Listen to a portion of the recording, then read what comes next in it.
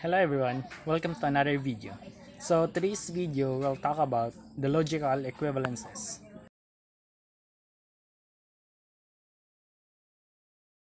So logical equivalence refers to the two propositions that has the same value or same equivalence. So therefore when you say logical equivalence, the two proposition must have the same value. So the compound propositions that is always true, it is called a tautology, while the compound propositions that is always false, it is called contradiction. And the compound propositions that is always neither true, neither tautology or contradiction, it is called contingency.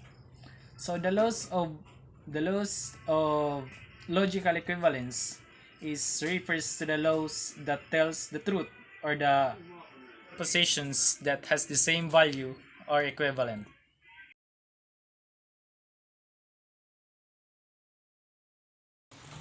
Here we'll find the truth values for this conditional statement in order for us to identify whether this conditional statement is a tautology by using the truth table. So since we have three variables, the P, Q, and R, we need an 8 truth values. So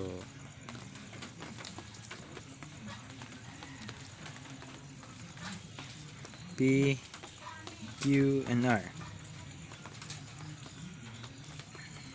So the truth values for P is true, true, true, true, false, false, false, then false. The truth values for Q is true, true, false, false, true, true, false, then false. Truth values for R is true, false, true, false, true, false, true, and false. So first, we will get the truth values of P and Q. P and Q. Truth values for P and Q, since it is conditional, and in conditional, we can only put true if the two variables has the same value or the second value of that variable is true. So since they're both true, so true. Both true, true. True and false, so it is false. Since the first value for this one is true and the second value is false. And in my conditional, the second value will be the true and the first value will be will be the false in order for us to put true. So true, false, it is false. False, true, it is true because it is the second value is true. True, true, then false, false, it is true. Same for the last one. Next, we'll find the truth values for Q and R. Q and R. R. It is all true, so true. True, false, so it is false. False, true, so true. All false, so true. True and true, so true. True, false, so false. True and true, false and true, so true.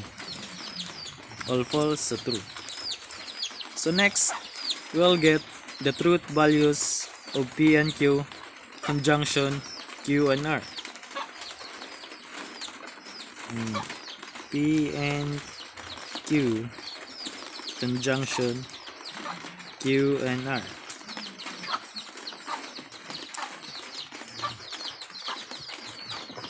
Q and R.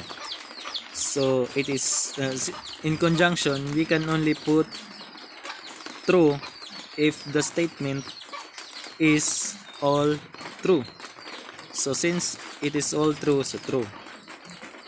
True, false, so false. is false. False, true, false. False, true, so false. All true, so true. True, false, so false. All true, true, then true. Next, we'll get the truth values of P and R. P and R.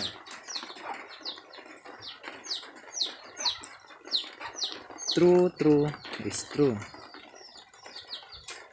True, false, so false. True, true, so true. True, false, so false because it is a conditional statement. False, then true, so it is true because the second variable is true, so true. Oh, this one is false. Sorry, it is false. False, then false is true. False, then true is true. False, then true, it is true. Here, since they're all false, so true. Same for this. Same for this. All false, so true. The last we will get the truth values for this conditional statement. All of these statements. So P Q conjunction of 9 and R and P R. So since we will use the conditional statement, so the truth values for this one is, since all true, so true. All false is false since they are both values. They are both the same values. True and false, false then true, so true. Again true because the second value is true. False then false, so true. All true, so true. False then true, so true. True and true, so true. True then true. So therefore this conditional statement is a tautology because its value, its truth value is all true, and we can only say that the statement is tautology when its value are all true. So since the truth values of this statement is true, all true, so it is a tautology.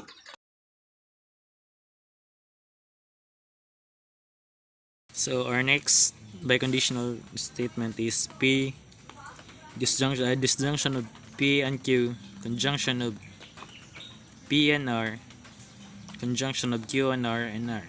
So since we have three variables, we need to have an 8 truth values, P, Q, and R. So the truth values for P is true, true, true, true, false, false, false, then false. Truth values for Q is true, true, false, false, true, true, then false, false. Truth values for R is true, false, true, false, true, false, true, then false. First, we'll get the value of disjunction of P and Q.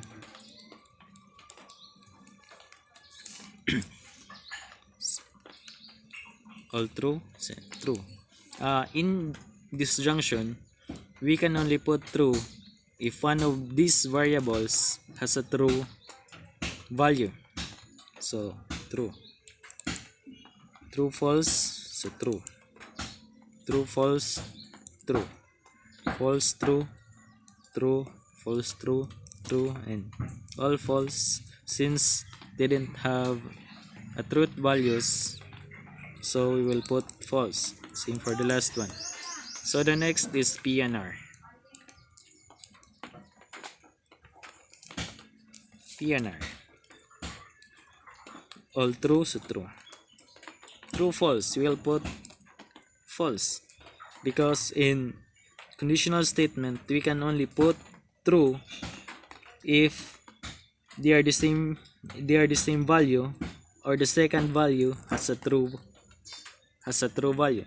So since here is P has a true value and the second value is false, so we put false. True, true, true, true, false, so it is false. False, true, so true, because the truth values is in the second variable. All false, since they're the same, we put true. False, true, true, then false, false, the true. So now we'll get the truth values of this disjunction of P and Q, conjunction of Q and R.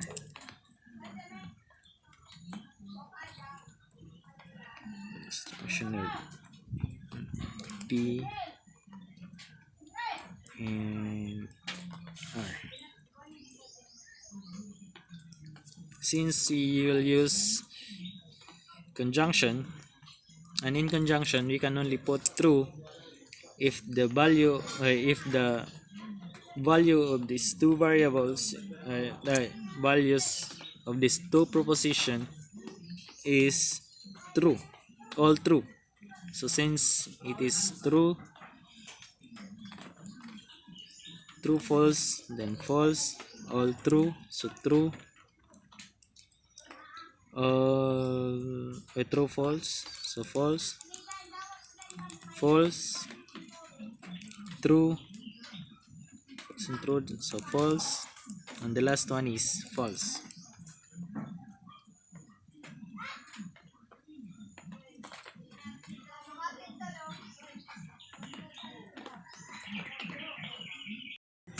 Next, we will get the truth values of Q and R.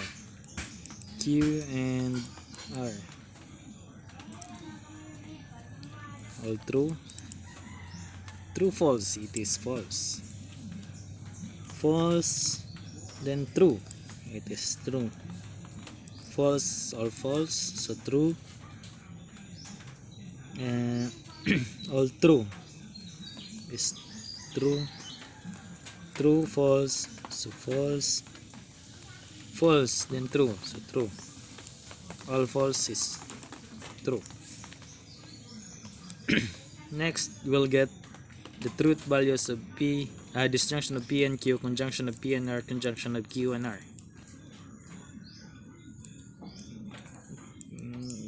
Q, disjunction of P, conjunction of Q and R. So since we'll use the conditional statement,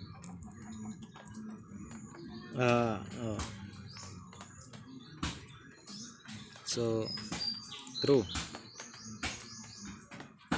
all false, so true, false, all true, so true, false, it is false, false, false, and false. So here we'll just copy the value of R. True, false, true, false, true, false, true, and false. So here now we will get the truth values for this biconditional for this conditional statement. We'll just copy this statement here. And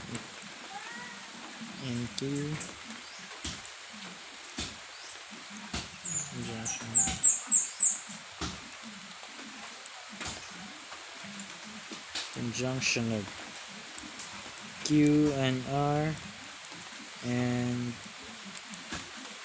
R. So since we use the biconditional statement. And in biconditional statement, we can put only true. We can put true if the statement is the same values or the second statement has a truth values. So since they are both true, we will put true. False, false.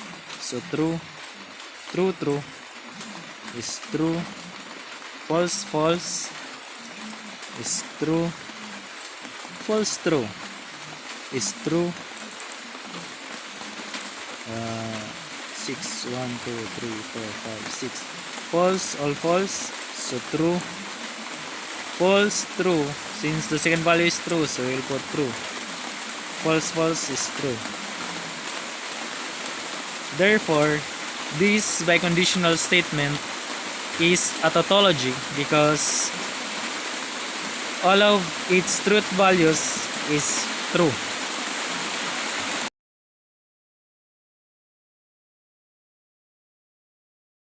We'll be using De Morgan's law to negate a statement. So our first statement is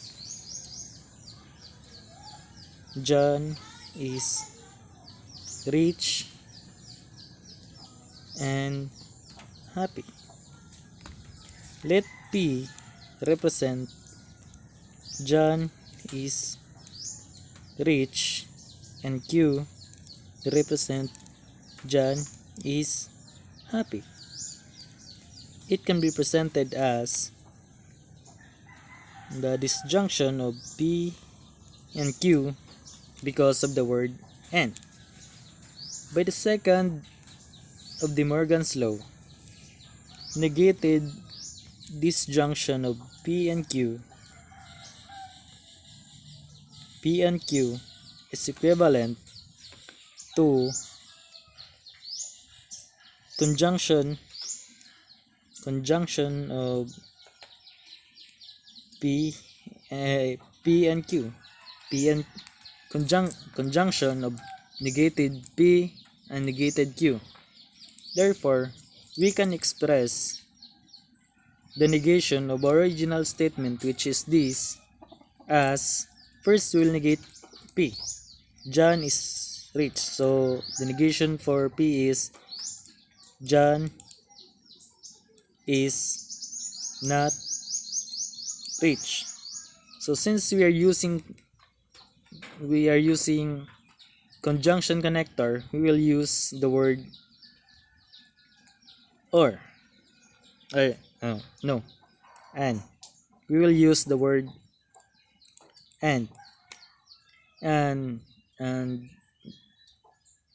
we will negate Q.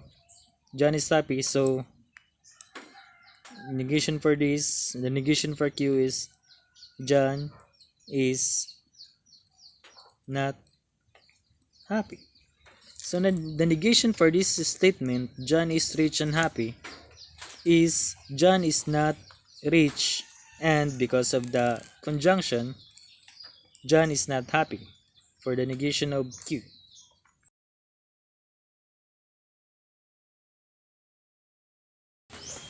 So our second statement is Carl will ride a bicycle or run for tomorrow. So let P represent Carl will ride a bicycle. Okay. And Q represent Carl run tomorrow.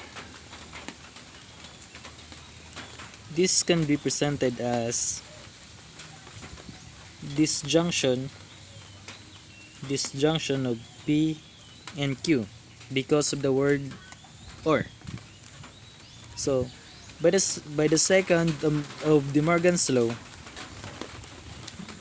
negated disjunction of P and Q is equivalent to negated conjunction negated P conjunction negated Q or conjunction of negated P and Q. Therefore, we can express this original statement, the Carl will ride a bicycle or run for tomorrow, as first we'll negate the P. Carl will not ride a bicycle, and we will use "and" for conjunction, and we'll negate Q.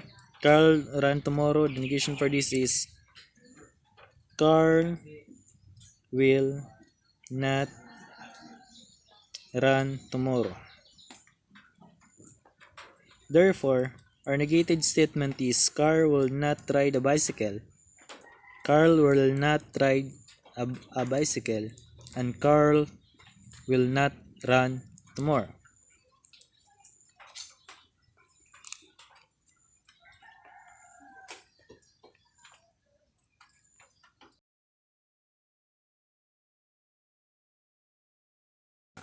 Here we will show that these two compound proposition, the negated P and Q, is logically equivalent to P and negated Q in the form of truth table. So since we have two variables, the P and Q, first we'll find the truth value of P, true, true, false, and false. For Q is true, false, true, then false. First, we'll get the truth value of negated P. Negated P. Okay. We will negate the truth value of P. So, from true to false. From true, false, then false, true, then true. Then, we'll get now the truth value of negated Q, negated P and Q. Negated P and Q. So since we use biconditional connectives, and in biconditional connectives we can only put true if the value of two variables are the same. So false then true, so it is false. False and false, so it is true. Same true, so true. True false, so this is false. Next we will get the truth value of negated Q. Negated Q. We will negate the value of Q from true to false, from false to true, from true to false, from false to true, and then now we will get the truth value of P and negated Q. P and negated Q. So since they are both the same biconditional, we will follow the things that we have done in this to this. P and Q. P is true and negated Q is false, so it is false. P is true and negated Q is true, so it is true. P is false and negated Q is false, so it is true. And false for P and for negated Q is false. Negated Q, since it is, so here we will put true. So since the value of P here is false and the value of negated Q here is true, so we will put false. Therefore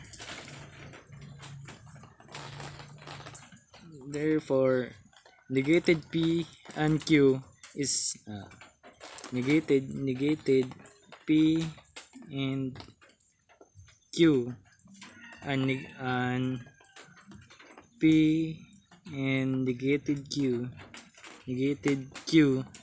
are logically equivalent because they have a truth value. Here we have false, we have false, true, here is true. True, then true, false, and false. Therefore, this two compound proposition is logically equivalent.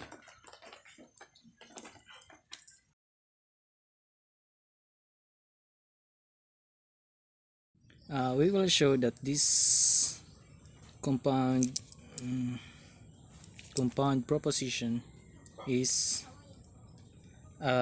logical equivalence using the logical equivalence law.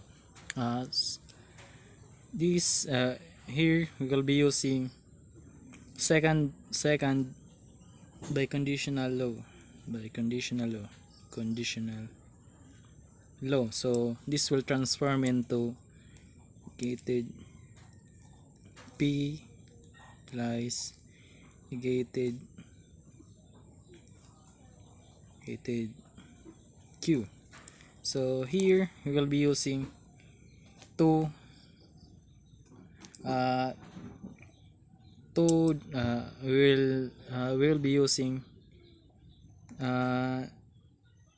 double negation. So here double negation to eliminate this two negate. So we will just copy this P, forgot, by conditional. So since this two negate this two negation will be eliminated because we will be using two, so this will be Q only. So the law that we used is double negation law.